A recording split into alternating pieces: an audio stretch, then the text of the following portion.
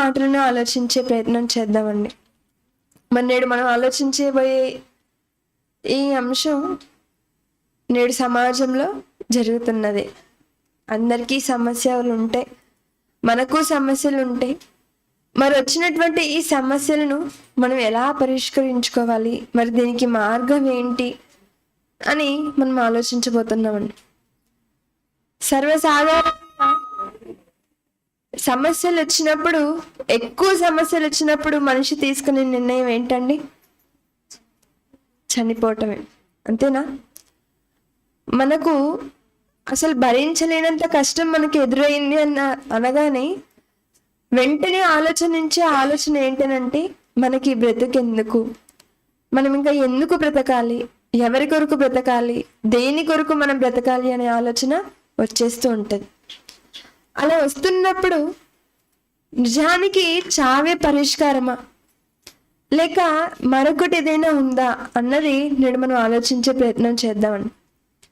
మరి ఈ సమస్య కేవలం మన వరకు మాత్రమే కాదు, మన ప్రాంతానికి సంబంధించిన సమస్య కాదు, మన రాష్ట్రానికో మన దేశానికో సంబంధించిన సమస్య కాదు. ఇది ప్రపంచం అంతటా కూడా ఉంటున్నటువంటి సమస్య. ఒకప్పుడు ప్రపంచంలో ఉన్నటువంటి మేధావులైనటువంటి వారు చర్చా వేదికలు పెట్టుకొని, లేక వారు ఒక కమిటీగా వారు ఏర్పాటయ్యి వారు మాట్లాడుకునేవారు. మరి ప్రపంచంలో ఆర్థిక మాంద్యం ఎక్కువగా ఉంది కాబట్టి దీన్ని మనం ఎలా పూర్తి చేయాలి, దీన్ని మనం ఎలా నెట్టుకుంటూ రావాలి, మనం ఎలా మన దేశాలను మనము సురక్షితంగా కాపాడుకోవాలి అని ఇలాంటి ఆలోచనలను మనందరూ కూడా కూర్చొని మాట్లాడుకునేవారు. అంటే ఆర్థిక మాంద్యం గురించి ప్రపంచ దేశాలన్నీ కూడా ఒక దగ్గర చేరుకొని మాట్లాడుకునేవారు. అలానే ఉగ్రవాదులు ఎక్కువైపోతున్నప్పుడు మరి ఈ ఉగ్రవాదులను ఎలా అరికట్టాలి, వీరిని ఎలా ఆపాలి, వీరి నుండి దేశాన్ని మనం ఎలా కాపాడుకోవాలి అనే ఆలోచనతో అప్పుడు కూడా చాలా వరకు కూర్చొని మాట్లాడుకొని దానికి పరిష్కారం వారు కనుగొన్నారు. అలానే ఈ మరణం, చనిపోవటం అనగా మనిషి తనకు తాను చంపుకుంటున్నాడు కదండి, దీనినే ఆత్మహత్య అంటున్నాం. మరి ఈ ఆత్మహత్యలు కూడా ప్రపంచంలో చాలా విపరీతంగా ఉన్నాయి, చాలా వరకు ఉన్నాయండి. మరి ప్రపంచ వ్యాప్తంగా ఉంటున్నటువంటి ఈ ఆత్మహత్య అనే ఈ సమస్యకు కూడా ప్రపంచంలో ఉన్నటువంటి మేధావులైనటువంటి వారు, శాస్త్రులైనటువంటి వారు, అధికారులైనటువంటి వారు కూడా కూర్చొని మరి వారు కూడా ఇదిగో ప్రపంచ ఆత్మహత్యల నివారణ సంఘం అనగా ఈ ఆత్మహత్యను నివారించాలి అని ప్రపంచవ్యాప్తంగా ఆత్మహత్యల నివారణ సంఘం అని ప్రారంభించారండి. ఇది కొన్ని దశాబ్దాల క్రిందట నుండి మనకు కనిపిస్తుంది. అంటే ఈ సంఘంలోని వారు ఆత్మహత్య, ప్రపంచవ్యాప్త ఆత్మహత్య నివారణ సంఘం, వీరు ఏం చేస్తారనంటే, మరి ఎవరైనా బాధల్లో, ఎవరైనా కృంగిపోయినటువంటి సమయంలో వారికి వచ్చే ఆలోచనల నుండి వారిని ఎలా, వారికి వస్తున్నటువంటి ఈ ఆత్మహత్య అనే దాని నుంచి మనం నివారించాలి, ఈ ఆత్మహత్యలను ఎలా నివారించాలి అని వారు కొందరిని మోటివేట్ చేసేవారుగా ఈ సంఘం మనకు కనిపిస్తుందని. అయినప్పటికీ ఆత్మహత్యలు ఏమైనా తగ్గాయా అంటే లేవు. ఇంకా ఈ ప్రపంచంలో ఉన్నటువంటి వారందరూ కూడా ఆలోచించి దీని అంతటి మీద కూడా అందరికీ కూడా అవగాహన ఉండాలి. అసలు ఎందుకు చనిపోవాలి, ఆత్మహత్య చేసుకోవటం వల్ల సమస్యలు ఏమైనా తీరిపోతాయా, అసలు దీని వెనక ఏంటి, ఇలా చేసుకుంటే ఏం జరుగుతుంది అని అనుకొని వీరు ఒక దినాన్ని పెట్టారండి. మరి ఈ ఆత్మహత్యను జ్ఞాపకం చేసుకోవటం కొరకే సెప్టెంబర్ 10వ తేదీన ఆత్మహత్యల నివారణ దినోత్సవం అని పెట్టారు. ఏంటంటే సెప్టెంబర్ 10వ తేదీ ఏ రోజు అంటే ఆత్మహత్య నివారణ దినోత్సవం. మరి టీచర్స్ డే ఎప్పుడండి? సెప్టెంబర్ 5. మరి టీచర్స్ డే మనకు తెలుసు. చిల్డ్రన్స్ డే ఎప్పుడు? Children's day November 14th. అంటే ఒక్కొక్కరికి ఒక్కొక్క రోజుని మనం కేటాయించారు. మరి ఉన్నటువంటి 365 రోజుల్లో చాలా వరకు టీచర్స్ డే అని, పేరెంట్స్ డే అని, ఫాదర్స్ డే అని, మదర్స్ డే అని, చిల్డ్రన్స్ డే అని ఉమెన్స్ డే అని, ఫాదర్స్ డే అని, మదర్స్ డే అని, అంటే చాలా అన్ని ఒక్కొక్క రోజులు ఇలా రోజులు పెట్టుకుంటూ, అలానే వ్యాధుల కొరకు కూడా ఒక్కొక్క రోజు, ఎయిడ్స్ డే అని, క్యాన్సర్ డే అని, అంటే తీరని వ్యాధులు ఏమైనా ఉన్నాయంటే వాటిని తీసుకుని వచ్చి ప్రజలందరికీ కూడా అవగాహన కల్పించాలి అని ఒక్కొక్క రోజును కేటాయించడం జరిగింది. అలానే ఈ ఆత్మహత్యలు కూడా ప్రపంచవ్యాప్తంగా ఎక్కువగా ఉండడంతో వీటిని నివారించకపోవడంతో దీనిని అందరికీ కూడా తెలియజేయాలని అనుకొని సెప్టెంబర్ 10వ తేదీన ఆత్మహత్య నివారణ దినోత్సవంగా పరిగణించారు. మరి దీన్ని పెట్టిన తర్వాత ఏమైనా ఆత్మహత్యలను వారు తగ్గించగలిగారా, వీటిని ఏమైనా నివారించగలిగారా అంటే లేదని. చాలా వరకు ఇకను అత్యధికంగా పెరుగుతూనే వెళ్తుంది. కాలం పెరుగుతున్న కొద్దీ ఆత్మహత్యలు కూడా పెరుగుతూనే ఉంది.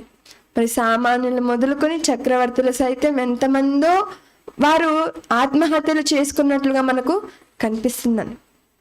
ఏమండి, కేవలము ఈ వయసులో ఉన్నటువంటి వారు మాత్రమే వారి యొక్క అప్పుల బాధలు తాళలేక చనిపోయారు, లేక కుటుంబ బాధ్యతలను పోషించలేక చనిపోయారు, లేక భర్త వలన చనిపోయారు, లేక భార్య వలన ఆత్మహత్య చేసుకుని ఇలాంటి సంఘటనలు కనిపిస్తున్నాయి.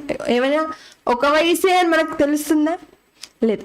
చిన్ననాటి నుండి అనగా పిల్లలు మొదలుకొని వృద్ధుల వరకు ప్రతి ఒక్కరికి కూడా ఈ ఆత్మహత్య చేసుకునే ఆలోచన కలుగుతుందని మనందరం కూడా ఎన్నోసార్లు వినుంటాం, ఎన్నోసార్లు చూసుంటాం. ఏమంటే మనకు తెలిసిన వారు సడన్ గా ఆత్మహత్య చేసుకునేసారు, ఇక వాళ్ళు లేరు అనేటప్పుడు మనం కొంచెం బాధపడతాం. అయ్యో, క్షణికావేశంలో చాలా పొరపాటు చేసేసారు, ఆ కొన్ని నిమిషంలో వాళ్ళు ఓర్చుకొని ఉంటే వారికి ఎదురైనటువంటి సమస్యను వారు ఎదుర్కొని వారు మరొక నూతన జీవితాన్ని వారు ప్రారంభించేవారు. కానీ క్షణికావేశంలో వారి ప్రాణాలను కోల్పోయారని వారి ఇంటి వారు, బంధువులు, తెలిసిన వారు అందరూ కూడా బాధపడుతూ ఉంటారండి. అలానే పిల్లలు కూడా, ఈ వార్త కూడా మనందరికి తెలిసే ఉంటుందండి. మరి స్కూల్లో మరి టీచర్ అందరి ముందర హోంవర్క్ చేయలేదని ఒక విద్యార్థినిని తిట్టారని, ఆ విద్యార్థిని అవమానంగా దానిని ఫీల్ అయ్యి ఏం చేసిందంటే వెళ్ళి సూసైడ్ చేసుకునేసిందని. అంటే ఏంటి, ఒక ఉపాధ్యాయుడు మందలిస్తే ఆత్మహత్య చేసేసుకోవాలా? మరి ఇంట్లో కష్టాలు ఉన్నాయని, మరి భర్త బాధ తట్టుకోలేక, లేక అప్పుల బాధ తీరలేక, మరి పరీక్షల్లో విఫలమయ్యామని, అంటే చిన్న చిన్న వాటికి కూడా ఎంత అద్భుతమైన జీవితాన్ని కోల్పోతుందా అంటే చాలా మంది కోల్పోతున్నారండి. మరి దేవుని పిల్లలంగా దేవుని మాటలను తెలుసుకుంటున్నటువంటి మన జీవితాలలో కష్టాలు, శ్రమలు రాకుండా ఉంటాయా అండి? ఇంకా చెప్పాలంటే వాళ్ళకంటే ఎక్కువగా మనకే వస్తాయి. మన జీవితంలోనే వాళ్ళతో పోల్చుకుంటే ఎక్కువ సమస్యలు మనకే వస్తుంటాయి. అలా వస్తున్నప్పుడు మనం ఏం చేయాలంటే వాటన్నిటిని కూడా మనము అధిగమించాలి. ఏమో దేవుడు నాకు పరీక్ష పెడుతున్నాడేమో, లేక నేను ఈ శ్రమలను సహించగలనా లేదా అని దేవుడు పరిశోధిస్తున్నాడేమో అని మనం గ్రహించుకునే అంత జ్ఞాపకం మనకు ఉండాలండి. ఇక మనం ఆలోచిస్తున్నాం అనుకోండి, ఒక సంవత్సరంలో రైతులు ఎంతమంది ఆత్మహత్య చేసుకుంటున్నారో తెలుసా అండి? అనగా రైతులైనటువంటి వారు పంటను పండిస్తుంటారు కదండి. మరి పంటను పండించే రైతులు ఆత్మహత్యలు చేసేసుకుంటున్నారట ఎక్కువగా దేశంలో. ఒక సంవత్సరానికి సుమారు 10,881 మంది రైతులు చనిపోయారట అండి. ఏంటంటే ఒక సంవత్సరంలో కేవలం రైతులు మాత్రమే వారు పండిస్తున్నటువంటి ఆ పంట వారికి చేతికి రాలేదనో, లేక అప్పులు ఎక్కువైపోయాయనో అని ఈ పంట నష్టం వారికి కలిగిందని పండించే రైతులు 10,881 మంది ఆత్మహత్య చేసేసుకున్నారంటండి. ఎంత దారుణం అండి! అంటే దేశానికి వెన్నెముక ఎవరంటారండి? దేశానికి వెన్నెముక ఎవరండి? రైతు అంటారు. మరి అలాంటి రైతు, వ్యవసాయం చేసి మన కడుపులను నింపే రైతు ఒక సంవత్సరానికి ఎంతమంది చనిపోతున్నారు అంటే ఇదిగో 10,881 మంది చనిపోతున్నారా? అవునండి. ఇంకా ఎక్కువగా మనం మాట్లాడుకుంటుంటే రైతుల తర్వాత ఎక్కువగా మెజారిటీ ఎవరు చనిపోతున్నారని సర్వేలో తేలిందనంటే విద్యార్థులే. మరి చదువుకుంటున్నటువంటి విద్యార్థులు, కళాశాలలకు, పాఠశాలలకు వెళ్తున్నటువంటి విద్యార్థులు ఆత్మహత్యలు చేసేసుకుంటున్నారంటండి. మరి ఒక సంవత్సరానికి ఎంతమంది విద్యార్థులు చనిపోతున్నారు అని అంటే 13,809 మంది అండి. ఒక సంవత్సరానికి 13,000 మంది. అంటే రైతుల కంటే కూడా ఎక్కువగా ఎవరండి ఆత్మహత్యలు చేసుకుంటుంది? విద్యార్థులే.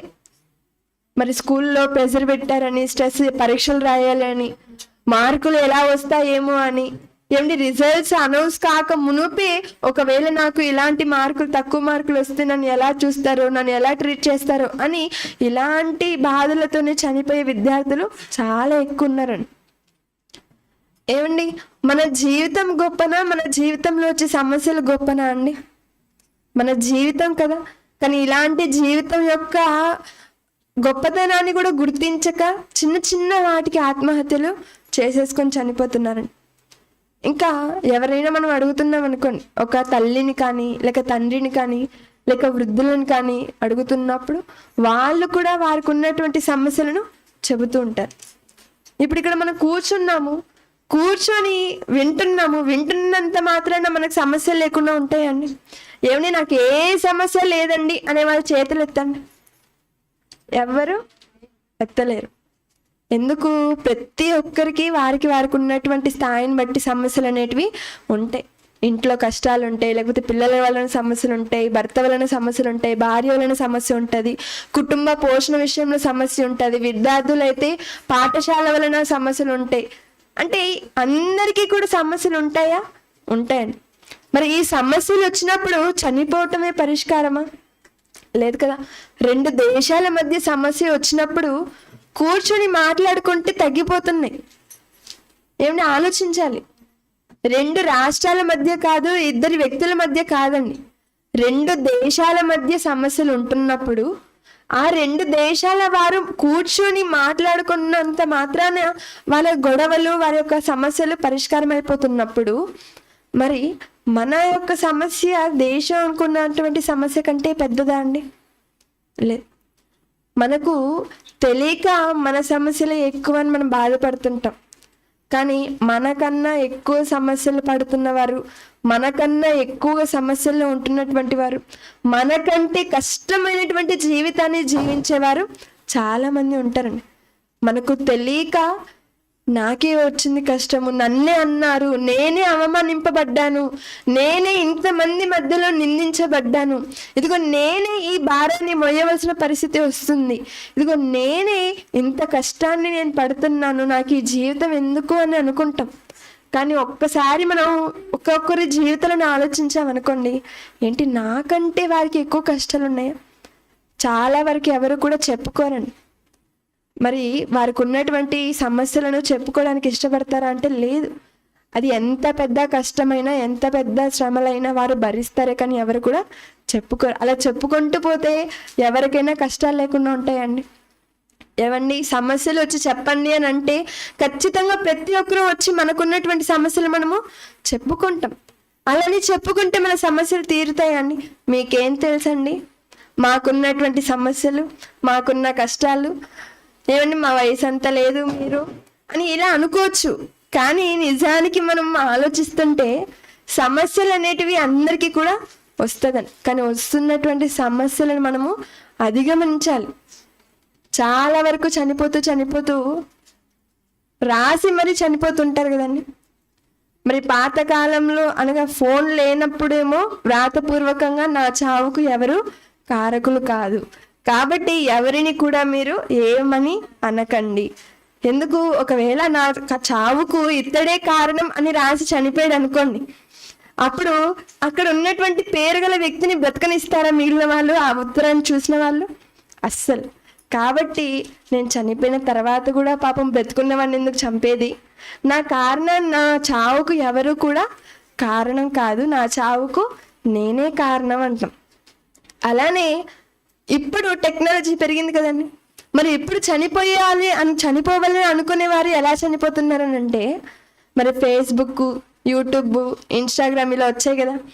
మరి ఇలా వచ్చినప్పుడు వీటిని ఏం చేస్తున్నారంటే ఫోన్ ఎదురుగా పెట్టుకొని, అక్కడ ఇప్పుడు కెమెరా ఉంది కదండి, కెమెరా ప్లేస్లో ఫోన్ మనం పెట్టుకొని, ఇదిగో నాకున్నటువంటి కష్టాలను, సమస్యలను, బాధలను, ఇదిగో నేను ఇన్ని అప్పులు చేశాను, మరి ఎవరెవరు అప్పులు, నేను చనిపోయాను అనుకోండి, అప్పులు లేకపోయినా ఇదిగో వీడు నా దగ్గర అప్పు తీసుకున్నాడని చెప్పే వాళ్ళు ఉంటుంటారు. కాబట్టి ఇదిగో నేను ఫలానా వాళ్ళ దగ్గర ఇంత అప్పు, నేను ఇంతమంది దగ్గర అప్పులు చేశాను, మరి నాకు ఇన్ని శ్రమలు ఉన్నాయి, నాకు ఇన్ని బాధలు ఉన్నాయి, నేను ఎందుకు చనిపోతున్నానో ఇదిగో సో అని రీజన్ చెప్పి అంత చెప్పి ఇదిగో నేను చనిపోవాలనుకుంటున్నాను అనేసి ఆ బాటలు ఇప్పి పురుగుల మందు తాగి చనిపోతాడు. ఇంకా కొంతమంది హ్యాంగింగ్ చేసుకున్నాను ఉరి పోసుకొని చనిపోతారు. అంటే నా చావుకు ఎవరు కారణం కాదు, నా చావుకు నేనే అని మనం అనుకుంటున్నాం కదా. మరి మన చావుకు మనమే కారణం అయినప్పుడు మన పుట్టుకకు మనం కారణమా అండి? ఏమంటే నా చావుకు కారణం నేనే అన్న వ్యక్తి మరి అతని పుట్టుకకు అతనే కారణమా? లేదు కదా. ఒకసారి బైబిల్లో మనం చూస్తుంటే కీర్తనల గ్రంథం 139వ అధ్యాయం, కీర్తనల గ్రంథం 139వ అధ్యాయం 16వ వచనంలో, కీర్తన గ్రంథం 139వ అధ్యాయం 16వ వచనంలో, నేను పిండమునై ఉండగా, ఎవరు రాస్తున్నారండి ఈ మాట? ఎవరు రాస్తున్నారండి? దావీదు గారు. దావీదు గారు ఏమైనా సామాన్యమైన వ్యక్తా? కాదు. ఆయన భక్తుడు, దేవుని ఇష్టానుసారుడుగా బ్రతికినటువంటి భక్తుడు, దేవుని ఉద్దేశంలన్నిటిని కూడా నెరవేర్చినవారు. అంతకంటే ఇంకా గొప్పదేంటో తెలుసా అండి? అతను ఏమైనా సామాన్య వ్యక్తి అంటే అస్సలు కాదండి. ఆయన ఇశ్రాయేలు భూభాగం అంతటికి పైగా అనగా అక్కడ ఉన్నటువంటి ప్రజలందరికీ పైగా ఉన్నటువంటి రాజు. మరి అంత మకుటం లేని మహారాజుగా శత్రుల గుండెల్లో సింహస్వప్నంగా ఉంటున్నటువంటి ఆయన మాట్లాడుతున్నాడు ఏమని? నేను పిండమునై ఉండగా. అసలు దావీదు గారు పిండంలాగా ఉన్నారా అండి? పిండం అని అంటే ఏంటి? చనిపోయిన తర్వాత మనం పెట్టే పిండం ఆకారం కాదండి. మరి పిండము అనగా మనము మన తల్లి గర్భంలో పిండముగా ఉన్నప్పుడు మరి ఎంతటి ఆకారంలో ఉండేవాళ్ళని తెలుసా? చిన్న బియ్యపు గింజ అంత అండి. అంటే అర్థం కావడానికి చెప్తున్నాడు. మన ఆకారం ఎలాంటిదండి అంటే బియ్యపు గింజ అంతటి ఆకారం. ఇప్పుడేమో చక్కగా ఒక 6 అడుగులు ఉండేసరికి 60 కేజీలు ఉండేసరికి అద్దం ముందుకు వెళ్ళి మనం చూసుకొని మురిసిపోతూ ఉంటాం. నా అందం ఏంటి, నా చందం ఏంటి, అయ్యో నాకున్నటువంటి బలం ఏంటి, మరి నా అంత మనగాడు ఎవరు లేదు, ఇదిగో నా అంత అందగత్త ఎవరు లేదు అని మురిసిపోతూ ఉంటాం. కానీ మనం అందరం కూడా పుట్టక మునుపు ఎంతటి ఆకారమో తెలిసి అందరం కూడా చిన్న బియ్యపు గింజ అంతండి. ఒక ఉదాహరణ మనం ఆలోచిస్తుంటే వృక్షాలన్నిటిలో కల్లా కొంచెం పెద్ద వృక్షం ఏంటండి? మరి తెలిసి ఉంటుంది కదా, ఎవరు కూడా చెట్లు చూడలేదా? మర్రి చెట్టు. మరి ఎంత పెద్దగా ఉంటుందండి, దాన్ని పట్టుకొని ఊగులాడుతూ కూడా ఉంటారు. అంటే శక్తివంతమైనది, చూడ్డానికి చాలా దట్టంగా ఉంటుంది, వృక్షాలన్నిటిలో కల్లా కొంచెం పెద్దదే. మరి అంత మర్రి చెట్టు ఉన్న ఫలంగా వచ్చేసిందా లేక అదేమైనా విత్తనంతో ప్రారంభమైందా అండి? ఆ చెట్టు అక్కడ రావాలంటే అది ఒక్కసారిగా వచ్చేసిందా లేక విత్తనంతో అది ప్రారంభమైందా? విత్తనం. ఆ విత్తనం భూమిలో పడి ఆ విత్తనం చచ్చి మరలా మొలకెత్తి అది మొక్కయి తర్వాత అది మ్రానుగా మారింది, ఒక మహావృక్షంగా మనకు కనిపిస్తుంది. మరి అది తన జీవితంలో అలా పరికత్వం చెందుకుంటూ వచ్చినప్పుడు మరి మనం కేవలం ఇలా వచ్చేసామంటే మనం అలా రాలేదండి. మనము పిండముగా ఉన్నప్పుడే ఆ పిండ దశలోనే మనల్ని ఒక చూశారంటండి. ఎవరు తెలుసా? ఆయన దేవుడట. చెప్తున్నాడు భక్తుడు, రాజు, మహారాజు గారు చెప్తున్నారండి. మరి ఏం చెప్తున్నావయ్యా, మాకు ఏమిస్తున్నావు సందేశం అని అంటుంటే, ఇదిగో నేను పిండమునై ఉండగా ఇదిగో దేవా నీ కన్నులు నన్ను చూచెను. మనం ఎప్పుడు చూసుకుంటున్నాం? మనం ఇప్పుడు చూసుకుంటున్నాం. ఏమంటే ఇప్పుడు నేను మీ అందరికి కనిపిస్తున్నాను కాబట్టి మీరందరూ ఈ పక్క తిరిగి కూర్చున్నారు. ఒకవేళ నేను కనిపించకుండా ఉండి నా మాటలు వినిపిస్తున్నాయి అనుకోండి, అప్పుడు నేను ఎక్కడి నుంచి మాట్లాడుతున్నానో మీకు అర్థమవుతుందా? అర్థం కాదు. ఒకవేళ నేను అటు సైడ్ నిలబడుకొని మాట్లాడుతుంటే మీరు ఇటు సైడ్ తిరిగి కూర్చుంటే ఏమైనా విలువ ఉంటుందా అండి? ఉండదు. అంటే నేను మిమ్మల్ని చూడాలి, మీరు నన్ను చూడాలి. కానీ ఇలా మనం చూసుకోక మునుపే మనల్ని ఒకరు చూసారట. మరి ఎవరైనా అంటే ఆయనే దేవుడట అండి. ఇదిగో నేను పిండమునై ఉండగా నీ కన్నులు నన్ను చూసెను. నియమింపబడిన దినములలో ఒక్కటైనను కాకమునుపే. నియమింపబడిన దినములలో అంటే మనందరికీ కూడా దినాలను నియమించడండి. గుర్తుంచుకోవాలి ఈ మాట. నియమింపబడిన దినములలో ఒక్కటైనను కాకమునుపే నా దినములన్నీ కూడా నీ గ్రంథములు లిఖితములాయెను. ఒక్కటి కూడా. అప్పుడప్పుడు మరణ వార్తలు ఎలా వింటుంటామండి మనం? ఏంటంటే ఇప్పటి వరకు నాతో మాట్లాడారు, ఇప్పటి వరకు నాతో కలిసి తిరిగారు, ఇదిగో ఇప్పుడే వారి ఇంటికి వెళ్ళారు, వారి ఇంటికి వెళ్ళారంట, ఆకలిగా ఉందని అడిగారట, వీరు స్నానానికి వెళ్ళారట, వచ్చి భోజనం మీద కూర్చొని అలా ఆ అన్నాన్ని కలిపి నోట్లో పెట్టుకోగానే కుప్పకూలిపోయాడట అండి. అంటే చూసారా ఎంత సడన్ అంటే చూసారా, మనకు నియమింపబడినటువంటి దినాలలో ఒక్కటైనను కూడా కాకమునుపే. అనగా దేవుడు మనకు దినాలను నియమించడండి. నీకు 60, నీకు 70, నీకు 80 దేవుడిచ్చే ఈ ఆయుష్ కాలంలో మరలా దేవుడు అడుగుతాడు లెక్క. ప్రతిదానికి కూడా ఆయన లెక్క అడుగుతారు. మరి ఇక్కడ ఇదిగో నియమింపబడిన దినములలో ఒక్కటైనను కాకమునుపే నా దినములన్నీ కూడా నీ గ్రంథములు లిఖితములాయెను. ఎవరు చెబుతున్నారు ఈ మాట? రాజుగారు చెబుతున్నారండి. మరి రాజుగారు తలుచుకుంటే అట దేనికి కొదవలేదు, దెబ్బలకి కొదవలేదు, డబ్బులకి కూడా కొదవలేదు. ఎందుకు? ఆయన మహారాజు. మరి ఆ మహారాజు ఏం చెబుతున్నాడంటే ఇదిగో మనం అందరం కూడా పిండముగా ఉంటుండగా మనల్ని దేవుడు చూశాడు, మనకు దేవుడు దినాలను నియమించాడు. ఆయన నియమించిన కాలంలోనే మనం బ్రతకాలి. మనం కోరుకున్నా మనం కోరుకోకపోయినా మనం వెళ్ళిపోయే రోజంతా ఒకటి మన జీవితంలో వస్తుంది. అది వచ్చేంత వరకు మనము వేచి ఉండాలి. అందుకే ఇలా ప్రాణాలను తీసుకుంటున్నటువంటి వారిని దేవుడు చూస్తే ఏమంటున్నా తెలుసా?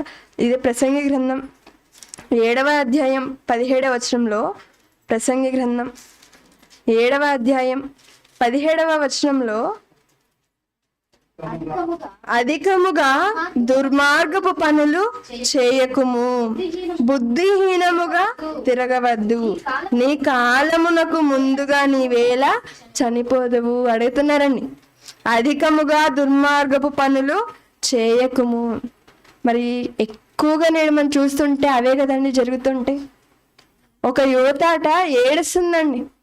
మరి ఎందుకమ్మా ఏడుస్తున్నావు అని మనం చూస్తున్నప్పుడు, నేను ఇంత కష్టపడి నేను వీడియోలు చేస్తున్నాను, నేను ఇంత కష్టపడి రీల్స్ చేస్తున్నాను, మీరు వచ్చి చూసిపోతున్నారు కానీ నా వీడియోకి ఎవరు కూడా లైక్ చేయట్లేదు అంటండి.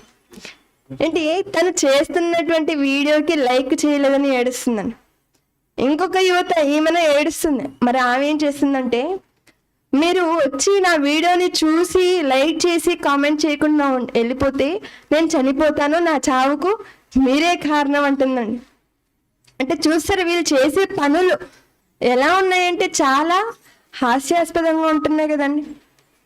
మరొక వివాహిత అనగా పెళ్ళయి తనకు పిల్లలుంటూ తన కుటుంబాన్ని పోషించుకోవాల్సినటువంటి ఆ తల్లి, ఆమె ఏం చేసిందంటే ఇదిగో రీల్స్ చేసుకుంటూ ఇలా కాలం గడుపుతున్నప్పుడు మరి తన భర్త మందలించాడంటండి. మరి ఏంటమ్మా, మరి నువ్వు ఇంటిని చూసుకోవాలి కదా, పిల్లలకు చక్కటి ఆహారాన్ని వండి పెట్టాలి కదా, మరి ఇంటిని చక్కగా చక్కదిద్దాలి కదా, మరి వీటన్నిటిని కూడా విడిచి నువ్వు ఇలాంటి పనులు చేస్తున్నావు, ఇది నీకు సబబా అని అడిగినప్పుడు భర్త మందలించాడని ఆత్మహత్య చేసుకొని చనిపోయిందంటండి. ఏంటంటే భర్త మందలించాడని, ఏంటంటే వీడియోలు చూడట్లేదని. ఇంకా యువతలు ఎలా మారిపోయినాడంటే ట్రైన్లలో వెళ్తున్నప్పుడు చూస్తే అర్థమవుతుందండి. ట్రైన్లో వెళ్తున్నప్పుడు యువతలు ఏమైనా చక్కగా అలా కూర్చొని సీట్లో మరి వారి గమ్యం వచ్చేంత వరకు చేరుకుంటారా? లేదు. ఆ కిటికీల దగ్గర కానీ అక్కడ స్టెప్స్ దగ్గర కానీ నిలబడుకోవటము, ఫోటోలు దిగడము. ఇంకా ఫోటోలు పిక్చర్లు ఉన్న వాళ్ళు ఏం చేస్తారు, ట్రైన్ వస్తుంది అనంగా ఆ పట్టాల మీదకి వెళ్ళి సెల్ఫీ తీసేసుకుంటూ ఉంటారు, లేక వీడియోలు చేస్తూ ఉంటారు.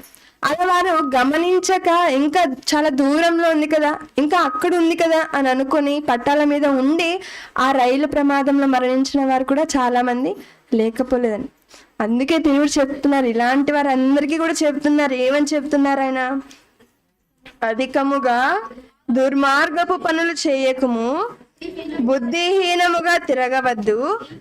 నీ కాలమునకు ముందుగా నీవేళ చనిపోదువు. నీ కాలమునకు ముందుగా నీవేళ చనిపోదువు అడుగుతున్నాడని దేవుడు.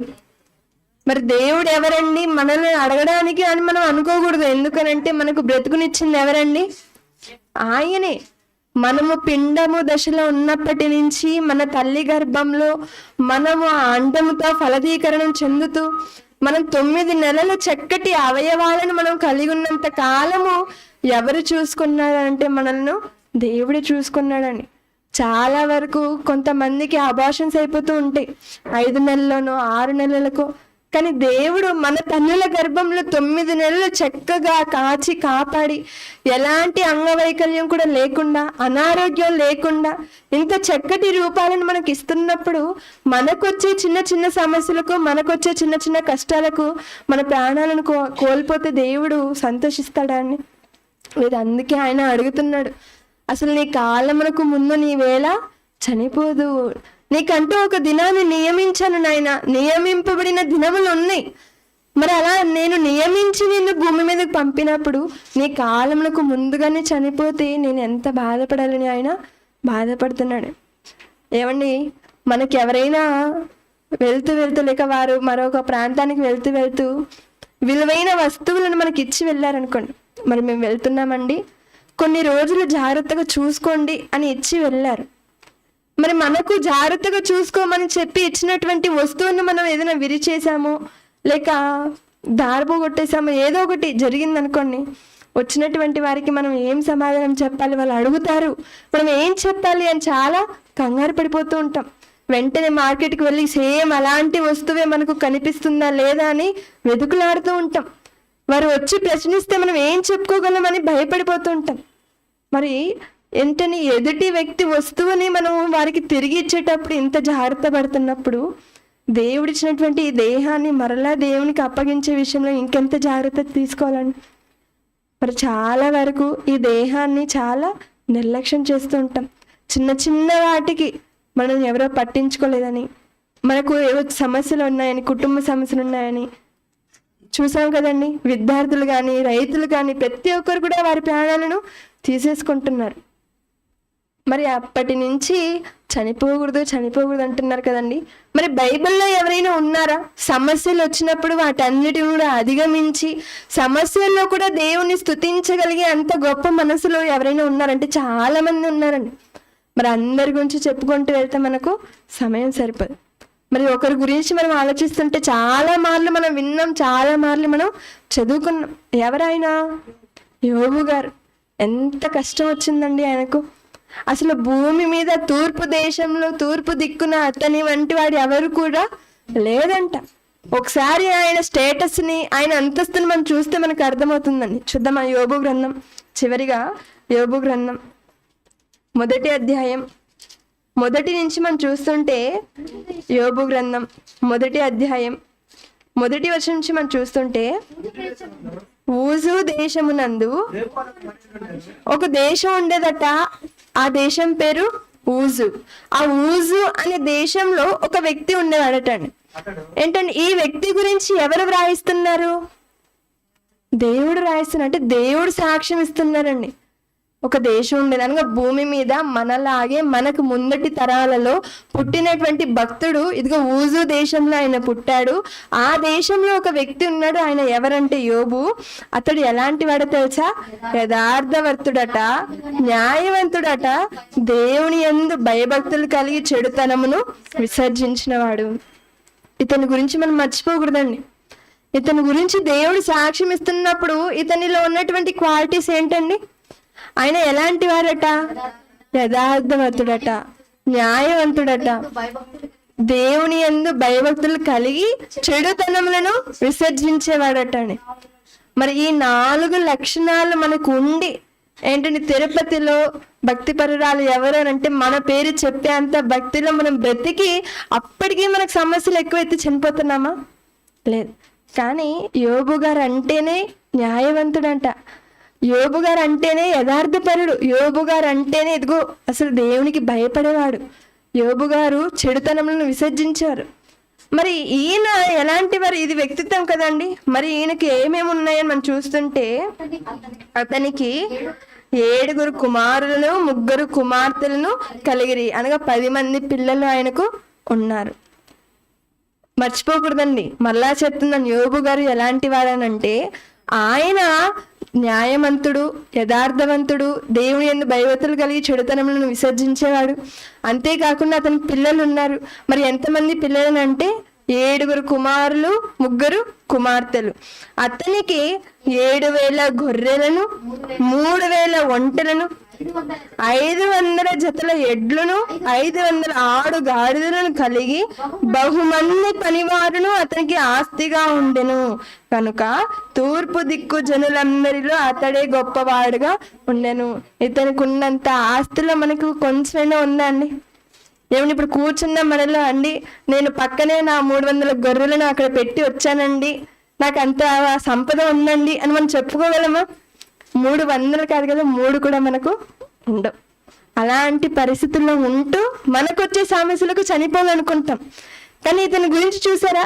ఇతనికి మనం చెప్పుకుంటుంటే 7,000 గొర్రెలట, 3,000 ఒంటెలట, 500 జతల ఎడ్లట, 500 ఆడు గాడిదలంట కలిగి, మరి వీటన్నిటిని చూసుకోవడానికి పనివారు ఉండాలి కదండి. ఆ పనివారి సంఖ్య తెలియక బహుమంది పనివారు కూడా కలిగి ఉన్నారంటండి.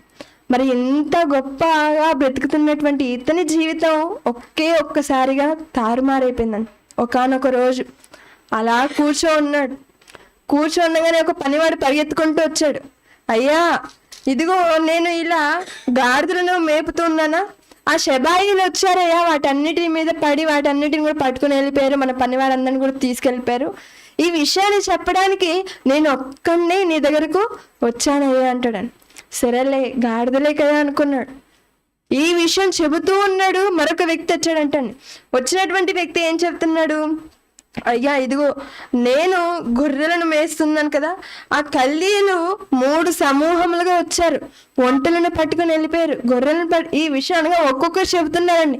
అయ్యా, గొర్రెలు పోయాను ఒకరు, మరొకడు వచ్చి వెంటనే అయ్యా ఒంటెలు పోయాను, మరొకడు వచ్చి ఇదిగో పశువులు పోయి అన్ని చెబుతూ ఉన్నారండి. సర్లే, అన్ని పోనీలని కూర్చున్నప్పుడు మరొకడు పరిగెత్తుకుంటూ వచ్చాడు. ఇంకా ఏమున్నాయి, అన్ని కూడా కోల్పోయాను కదా అని అనుకుంటున్నాడు. కానీ ఇప్పుడు వచ్చి ఉన్నటువంటి వ్యక్తి ఏం చెప్పాడు తెలుసా అండి? ఇదిగో అయ్యా, నీ కుమారులు నీ కుమార్తెలు భోజనము చేస్తూ ఉంటే సుడిగాలి అరణ్యం నుంచి వచ్చి సరిగ్గా ఆ ఇంటి మీదే కొట్టగా 4 గోడలు కూడా కుప్పకూలి నీ పిల్లలు చనిపోయారయ్యా. ఎలా ఉంటదండి అసలు? ఒక మనిషి ఇన్ని వార్తలను ఒకే ఒక్క రోజులో ఒకే ఒక సమయంలో వినగలడా అండి? మనం కూర్చోంటే ఎవరైనా వచ్చి ఇదిగో నీ బైక్ పోయిందంట అంటే ఎలా ఉంటాం? నెత్తి నోరు అన్ని బాగేసుకొని పరిగెత్తుకుంటూ పోలీస్ స్టేషన్కి వెళ్ళిపోతాం. ఎవరు తీసుకెళ్ళిపోయి సీసీ కెమెరాలన్నీ చెక్ చేయించేస్తూ ఉంటాం. ఏంటి, ఒక బండి కనిపించలేదు పోయిందని. కానీ యోబు గారు అలా చేశారా అండి? లేదు. అలా కూర్చొని ఉన్నారు. ఒక్కొక్కరు వచ్చి చెప్తున్నారు. అన్నిటినీ పోగొట్టుకున్నారండి. చివరికి అన్నిటిని పోయింది కదా. పోనీ ఆరోగ్యం ఏమైనా ఉందా అంటే ఆరోగ్యపరుడుగా ఉన్నాడా అండి? లేదు. తలని మొదలుకొని నడినెత్తి మొదలుకొని అరికాళ్ళ వరకు కురుపులు వచ్చేసాయంటండి. అలా బూడిదలు చిల్ల పెంకెత్తుకొని దానిని గోక్కుంటూ రెక్కుకుంటూ ఆయన అంత బాధలో ఉన్నారండి. అలా బాధపడుతున్నప్పుడు తన భార్య వచ్చి, ఏమండి మీరు ఇంత గొప్పగా బ్రతికారు కదా, మీరు చాలా మంచివారు అని ఏమైనా పొగిడిందా, లేక ఆదరణ మాటలు చెప్పిందా? లేదు. ఏంటయ్యా నువ్వు ఇలాంటి బ్రతకడం అవసరమా? దేవుణ్ణి దూషించి చనిపో అని చెప్పింది. కానీ యోబు గారు అలా చేశారా అండి? లేదు. ఆయన ఏం చెప్పారో తెలుసా? 21వ వచనం చూస్తుంటే, నేను నా తల్లి గర్భములో నుండి దిగంబరినై వచ్చి తిని దిగంబరినై అక్కడికి తిరిగి వెళ్ళేదను. ఇదిగో నేను వచ్చినప్పుడు నేనేమన్నా ఈ ఆస్తులన్నిటిని పట్టుకొని వచ్చానా? పిల్లలని అందరిని కలిగి వచ్చానా? లేదు. నేను దిగంబరినిగా వచ్చాను. నేను తిరిగి వెళ్ళేసరికి కూడా నేను దిగంబరిని తిరిగి వెళ్ళేదను. కాబట్టి దేవుడు నాకు ఇచ్చాడు, దేవుడే తీసుకున్నాడు. కాబట్టి ఆయన నామమునకు స్తుతి కలుగును గాక. ఇంత గొప్పగా ఎవరైనా మనం చెప్పగలమా అండి? అస్సలు.